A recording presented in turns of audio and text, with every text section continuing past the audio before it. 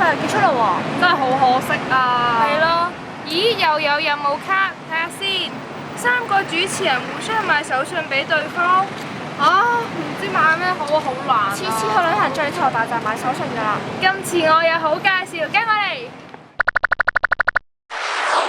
嗱，呢個就今日要介紹俾你嘅日本特色百元店啦。咁佢同普通嘅百貨公司有咩唔同啊？快啲入去睇下咪知咯。顧名思義，百元店即係入邊全部商品都係100元嘅店鋪。喺日本，百元店已經成為咗日本人生活必不可少嘅一部分啦。靚唔靚啊？呢等都100yen咋？真係好靚啊！百元店真係好抵，成乜都有，真係好抵啊！而且佢啲嘢雖然平喎，但係都好有質量保證㗎。係咯，你睇下好似呢樣嘢咁啊，有清晰嘅生產廠家同埋相關嘅說明書，而且包裝精美，真係又平又正啊！除咗有人嘅街坊價之外，百元店商品種類嘅多樣性都係佢嘅殺手鐧之一。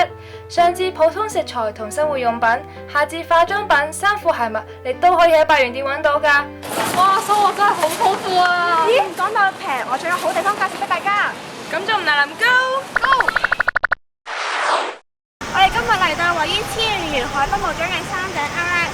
呢個 Outlet靠近市中心，好方便㗎，而且仲有好多國際知名嘅牌子添。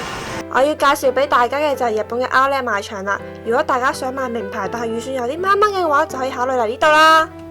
呢度有好多好實惠嘅商品，有 Helly Hansen 啦，有卡西歐，仲有 Levi's 添，有好多品牌俾大家揀㗎。啲嘢，呢台韓國嘢賣行得好攰咧。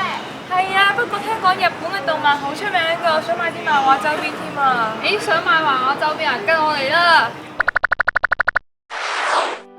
想買動漫周邊，其實除咗出名嘅秋葉原之外呢，中野都係一個好好嘅選擇嚟㗎。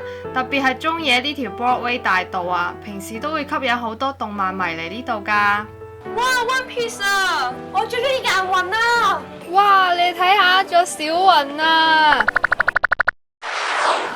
你哋睇下，我買咗網球王子嘅鎖匙，睇好得意咧！哇，好靚啊！中野除咗呢啲動漫周邊之外呢，仲有一個好吸引人嘅地方，就係二手漫畫書店。呢度就有一間啦！